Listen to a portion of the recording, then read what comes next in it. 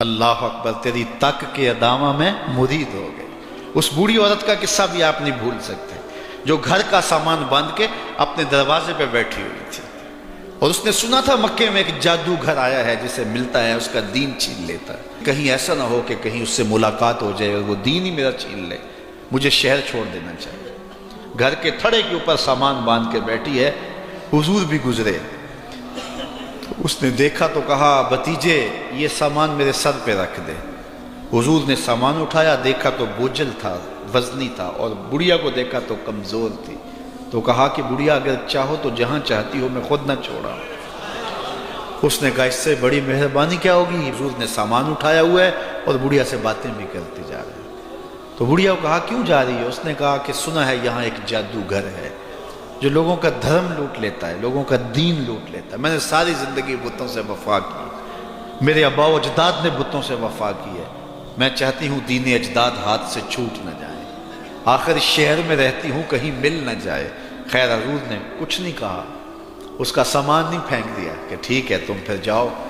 سامان اس کا اٹھایا اور جہاں تک اس نے جانا تھا سامان پہنچایا، سامان سپرد کر کے واپس پلٹنے لگے تو اس نے کہا بچے اپنا نام تو بتا دے، لوگ کہیں گے کہ مکہ چھوڑ آئی ہو تو بتاؤں گی ایک جادوگر کے دکھ سے چھوڑ آئی ہوں، تو وہ کتنا برا بھلا کہیں گے شہر مکہ کو کہ جس مکہ سے لوگ نقل مکانی کرنے پہ مجبور ہو گئے، تو میں انہیں یہ بھی بتاؤں گی کہ جس مکے میں جادوگر رہتا ہے اتنا اچھا نوجوان بھی رہتا ہے، تو تیرا نام لیا کروں گی، تیرے قصیدے پڑھا کروں گی۔ تو حضور علیہ السلام مسکرا پڑے، کہا بڑھیا جس جادوگر سے بھاگ کے آئی ہے وہ تیرے سامنے کھڑا ہے۔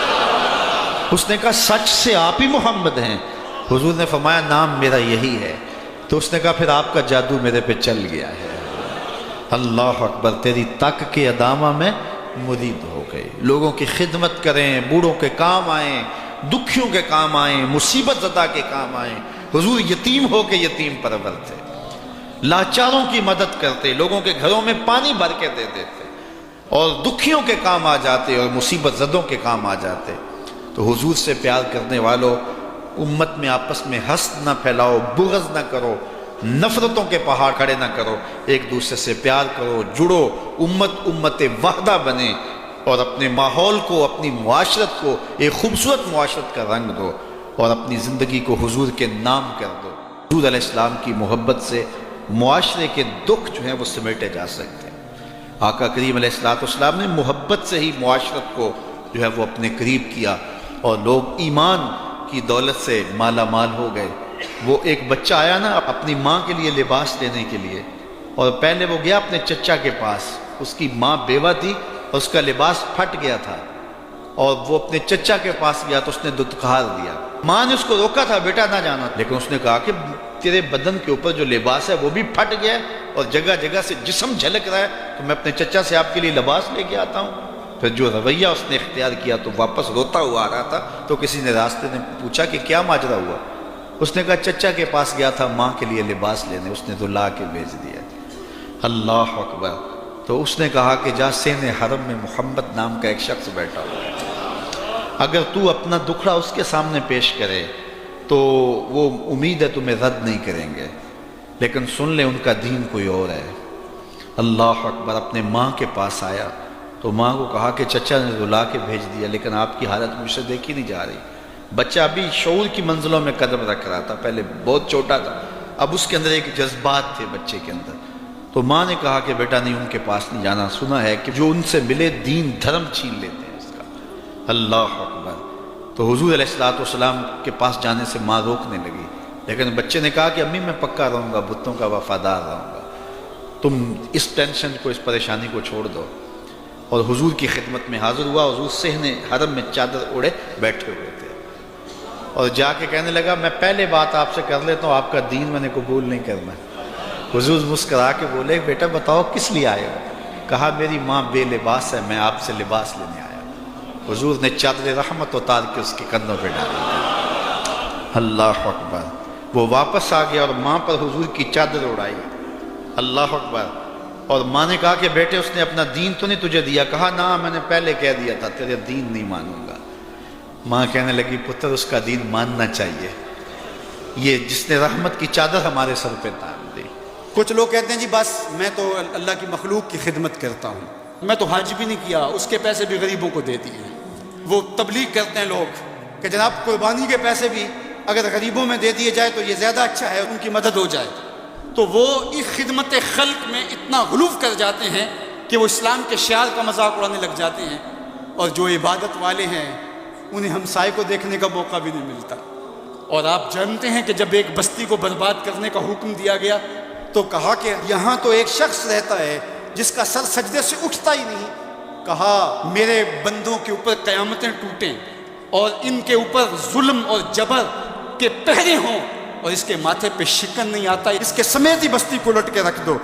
یار عبادت کرتے ہو لیکن ہمسایوں کا خیال بھی رکھو۔ میرے حضور علیہ الصلوۃ والسلام نے لعاب پھینکا نا تو صحابہ نے اپنے ہاتھوں پہ لے کے اپنے منہ پہ بن لیا۔ آپ نے عشق اور محبت کی لوک داستانیں بڑی سنی ہوں گی، لوگوں نے نہریں بھی کھو دی، لوگوں نے محبوبوں کے لیے کیا کچھ نہیں کیا، لیکن آج تک آپ کو ایسا نہیں ملا ہوگا کسی محب نے محبوب کا لعاب بھی چاٹا۔ کائنات میں یہ انوکھا باب ہے۔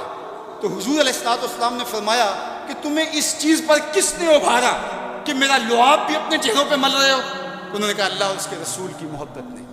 تو میرے حضور نے اس کی نفی نہیں کی، لیکن ساتھ ہی فرمایا اگر کوئی چاہتا ہے کہ اللہ اس کے رسول سے محبت کرے اور اللہ اس کا رسول اس سے محبت کرے تو وہ ہمسایوں کے حقوق کا خیال رکھے۔ یعنی تمہارا یہ پہلو بھی، تم عاشق کے رسول بھی ہو لیکن ہمسایوں کا بھی تو خیال رکھو۔ تمہارے گھر پہ جھنڈا تو لگا ہے حضور کے میلاد کا، لیکن اگر ہمسایوں کے گھر میں اندھیرا ہے تو یار اپنے گھر میں اس سال اگر چراغاں نہیں کر سکے، غریب ہمسائے کا میٹر کٹ گیا اس کا بل دے دو، آمنہ کا لال زیادہ خوش ہوگا، میلاد والا رسول زیادہ خوش ہوگا۔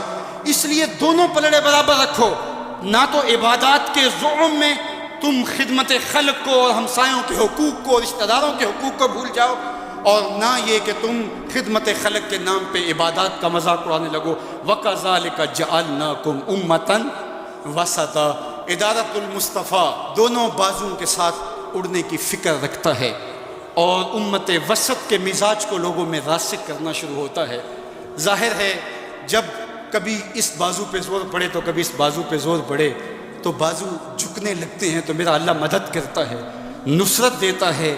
تو کبھی ہمارے کسی بازو پہ فتویٰ بھی آ کے جو ہے وہ زور ڈالتا ہے، کبھی کسی فتوے کا میزائل لگتا ہے، لیکن ہم تو بلے شاہ کی بولی میں کہتے ہیں بلے آلو کی تینوں کافر کافر آکھڑ تو آہو آہو آنکھ۔ ہمارا کام الجھنا تھوڑا ہے، ہم نے تو آگے بڑھتے ہی چلے جانا ہے، اور ہماری منزل تو مدینہ ہے، ہم نے تو اس کی طرف عازم سفر رہنا ہے۔